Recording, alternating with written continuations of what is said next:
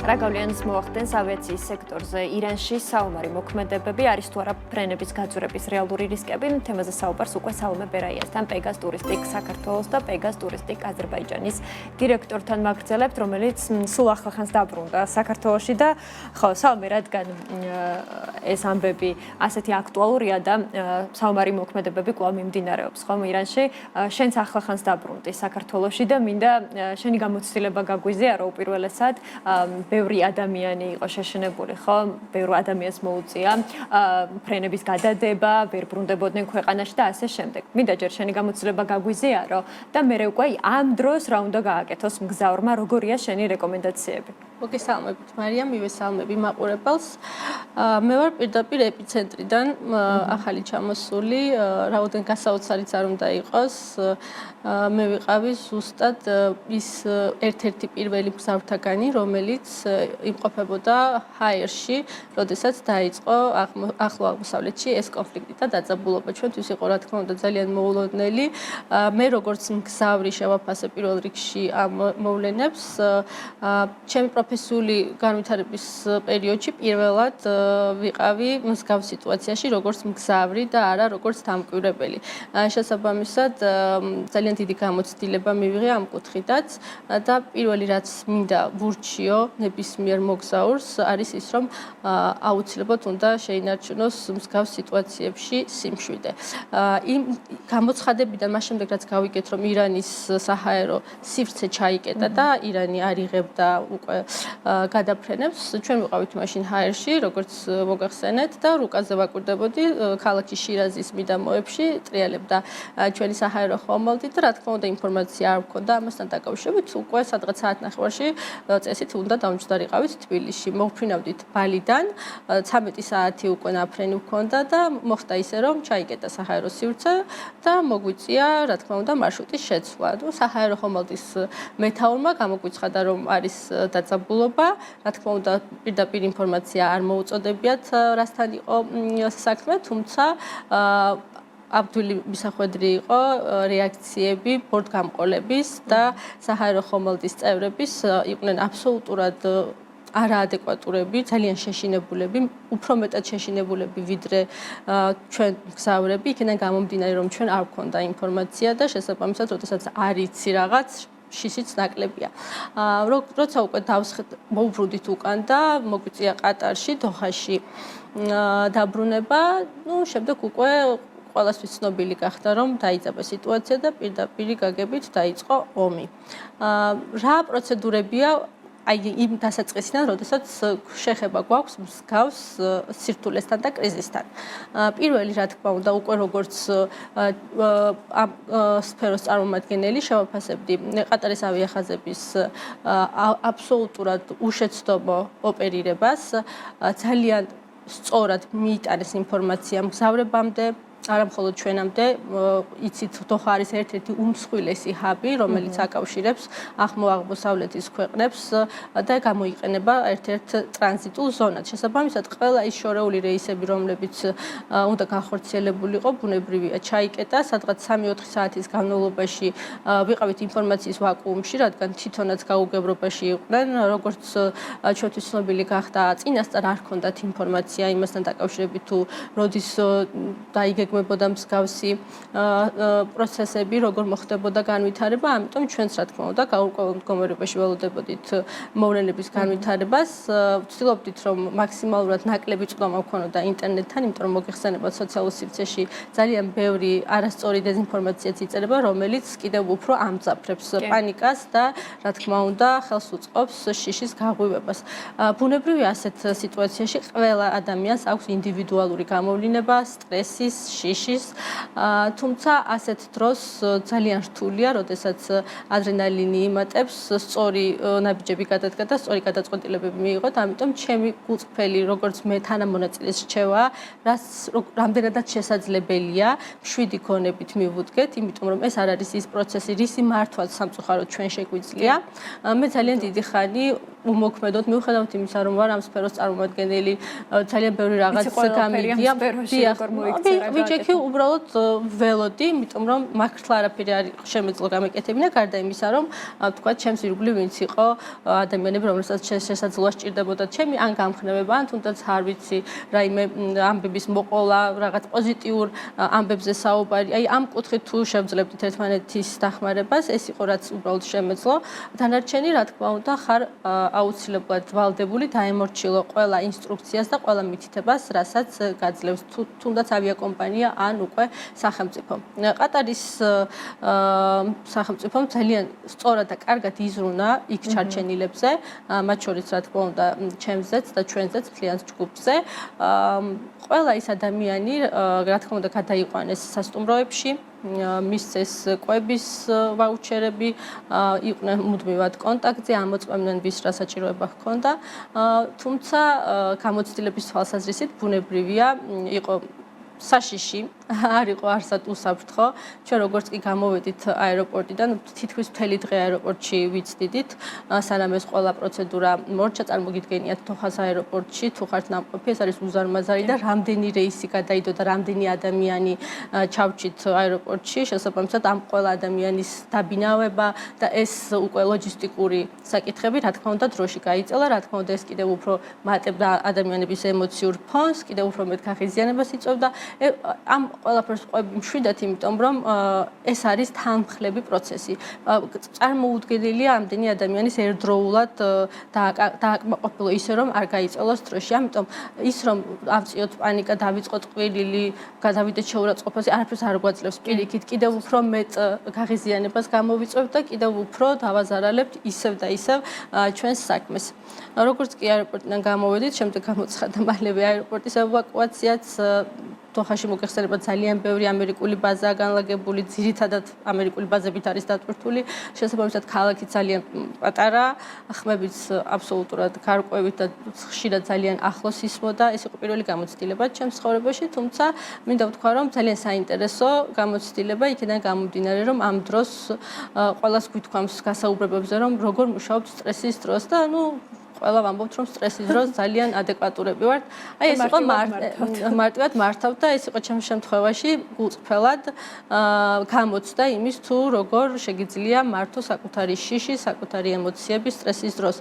მე რომ თქვა რომ არ მეშინო და არავინ არ დამიჯერებს და არც ვიქნები სწორი. ბუნებრივია, ყველას ეშინია, არ არსებობს რა ფორმით, მაგრამ ყველას ეშინია სიკვდილის. ყველა შიში დაკავშირებულია სიკვდილთან. შესაბამისად, ამის გამოხატულება უკვე ჩვენს ხელშია, როგორ შეგვიძლია ეს სტრესი უმართოთ, ეს შიში უმართოთ. ჩემ შემთხვევაში მე გადავედი უფრო მოქმედებაზე. ანუ ჩემთვის გადარჩენა იყო ის, რომ პირიქით სხვებზე მეზრუნა, მეჩვენებინა რომ ვარ კარგად, რომ არ მეშინია. მე ვპოვე შვება იმაში, რომ ვეხმარებოდი თქვა ჩემს ირგვლივ ბავშვებს, ძალიან ბევრ სახალისო ამბებს ყვებოდი, რომ თქვა გამომეწვია უფრო დადებითი და პოზიტიური ემოციები და გარდა ამისა, როგორც კი ჩავჭი პირველივე დღიდან, ჩემმა გონებამ დაიწყო იმაზე ფიქრი, თუ როგორ უნდა გავიდე აქედან. როგორ უნდა წავიდე, იმიტომ რომ ეს იყო აბსოლუტურად ცხადი, რომ საჰაერო სივრცე ძალიან დიდი ხანი იქნებოდა ჩაკეტილი და ძალიან გაჭირდებოდა ჩვენთვის ოჯახებში დაბრუნება.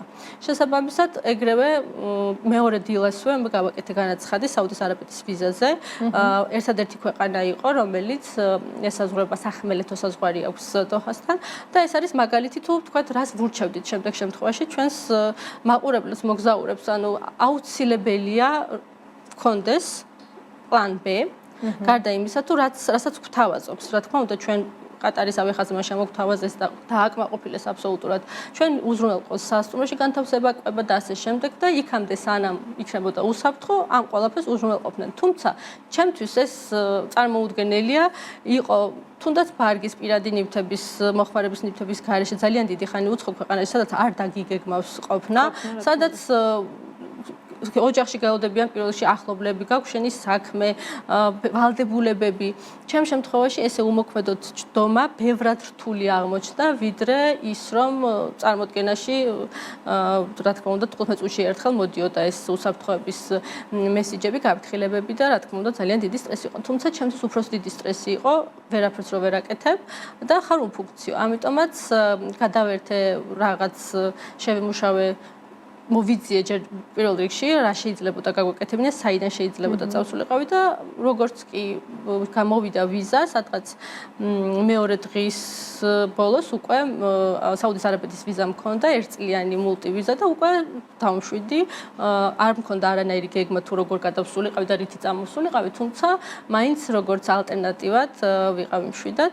შემდეგ უკვე გაიარა დღემა, მე ვიყავი სადღაც სრული 5 დღე. 5-ვე დღე იყო ერთმანეთზე რთული. ღამე არ გვეძინა, იქიდან გამომდინარე რომ ღამით აქტიურდებოდა ძალიან. აი ვერ ვამბობ სიტყვა ბომბს, რაღაცნაირად არ მსიამოვნებს, მაგრამ ფაქტი იყო რომ ძალიან კარგად მომზადებული შეხვდა ყატარის ხელისუფლება.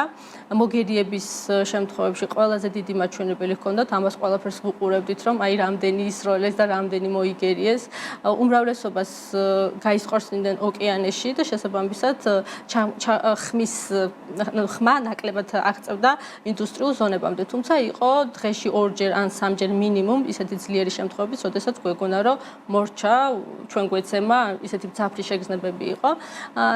პირველ რიგში რაც მინდა რომ ჩემი გამოცდილებიდან გავაზიარო არის ის რომ არ დავნებდეთ ჩვენს ემოციებს. ეს არ აქვს მნიშვნელობა როგორ გარემოში მოხვდები, რის გამო გადაიდება ფრენა, რის გამო ჩავჩებით. მე ძალიან ხშირად ყოფილვარ 2 დღეც კი აეროპორტში, მიუხედავად იმისა, რომ შემეძლო ძალიან მარტივად რაღაცების მოგვარება. თუმცა ყველა ეს გამოცდილება აუცილებელია ჩვენ დავაგროვოთ, ვინც ამ სფეროში ვართ, რომ შემდეგ უკვე განსხვავებულად და უფრო ბუნებრივად და უფრო შინაურულად ავუხსნათ უკვე ჩვენს მომხმარებლებს. ალბათ ესეც უნდა გამომეცადოთ საკუთარ თავზე, რომ უფრო თავდაჯერებით მესაუბრა ამ თემებზე. ნამდვილად. იქიდან გამომდინარე, რომ ჩაკეტილი იყო ირგვლივ ყველგან საჰაერო სივრცე, იმის ალტერნატივის მოძიება, რომ საიდანვე გამოფრინდე და ბილეთი შეიძინო, ამას საუბარი არ იყო. იმიტომ რომ ყველგან იგივე სიტუაცია იყო, დოხამ აბსოლუტურად მთლიანად ჩაკეტა ჩაარაზა საჰაერო სივრცე, გვერდით როგორც გითხარით, მხოლოდ ესაზღვრება სახმელეთო საზღვარი ჰქონდა საუდის არაბეთთან, დუბაიში მე თუ მკითხავთ კიდევ უფრო უარესი სიტუაცია იყო და ამას დღემდე გრძელდება. ჩემთვის ბევრად უსაფრთხო იყო დოჰაში ყოფნა, ვიდრე დუბაიში. იქიდან გამომდინარე, რომ სტატისტიკაც ერთმანეთს ვადარებდით, თუ რამდენად ეფექტურად უმკლავდებოდა ყატარის ხელისუფლება ამ შეტევებს. კი ბატონო. რაც შეეხება უკვე გამოსავლის პოვნას, ეს არის უკვე ადამიანზე ბუნებრივად დამოკიდებული, თუმცა ყველა ვერ იქნება გარკვეული ამ საკითხში. ჩემი რჩევა იქნება აუცილებლად უნდა მიმართონ იმ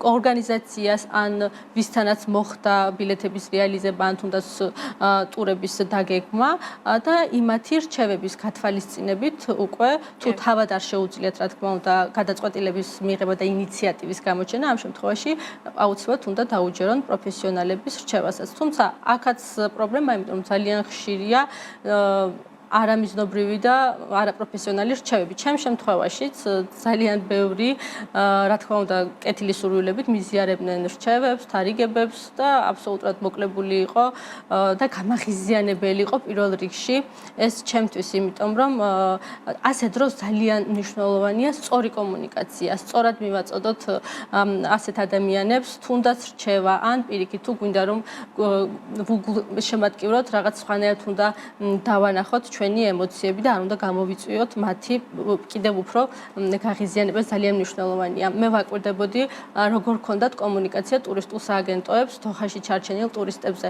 მე არ ვიყავი დოჰას ტურისტი, მე ვიყავი ტრანზიტული მგზავრი, რომელიც ესე გავეჭედე. თუმცა დოჰაში იყო ძალიან ბევრი ქართველი და ზუსტად ვერ ვიტყვი, მაგრამ ალბათ სადღაც 300 კაცამდე უხეშად, რომლებიც კონკრეტულად დოჰაში იყვნენ სამოგზაუროდ და ყველას ქონდა ტურისტული სააგენტოსგან შეძენილი ტურპაკეტები და ძალიან მნიშვნელოვანი იყო მათ შორის კომუნიკაცია. ძალიან ბევრს ქონდა არასწორი კომუნიკაცია. პირიქით, ისედაც შეშინებულ, აფორიაქებულ ადამიანებს უფრო მეტ პანიკას უღვივებდნენ. აი, როდესაც დაინიშნა პირველი რეისი საუდის არაბეთიდან თბილისის მიმართულებით, აი სწორედ მან გამოჩნდა კომუნიკაციის არ ქონა მგზავრებთან, რომელსაც დაუხატეს, მათ შორის მეც ძალიან შეაშინეს ყველა და აუხსნეს ის, რომ ეს გზა არის ძალიან სახიფათო. ბუნებრივია, სახიფათოა.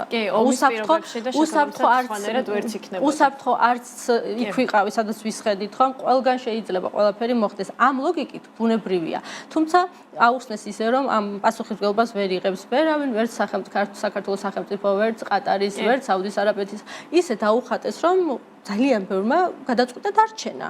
იმიტომ რომ მე ჩემმა მეგობრებმაც კი რომლებმაც თქვეს რომ თუ საზღვარზე არ ვიცით რა იქნება, თუ გზაში არ ვიცით რა მოგვივა, თუ ასეთი საშიშია ეს ამხელა გზა ეს ხომ არ არის 2 საათიანი გზა ხო? მე ვიყავი 19 საათი გზაში. შესაბამისად შეეშინდა ძალიან ბევრს და გადაწყვიტეს რომ აქ ყატარის ავიახაზები პატრონობს სასტუმროში განთავსებულები ვართ, კვების პრობლემა არ გვაქვს, მოდი დაველოდოთ და ძალიან ბევრი დარჩა. შესაბამისად ეს იყო სწორედ არასწორი კომუნიკაციის შედეგი. სალმე, ძალიან დიდი მადლობა სამწუხაროდ მეტი დრო აღარ დაგვრჩა. მადლობა დროისთვის, გამოცდილების გაზიარებისთვის და მოკლედ წარმატებები ყველა მიმართულებით და იმედია აღარ იქნება შენ ცხოვრებაში მსგავსი გამოცდილება. მადლობა მარია. მადლობა კიდევ ერთხელ. სალმე ბერაია, პეგას ტურისტიკ საქართველოს და პეგას ტურისტიკ აზერბაიჯანის დირექტორი გსტუმრობდა გადაცემაში.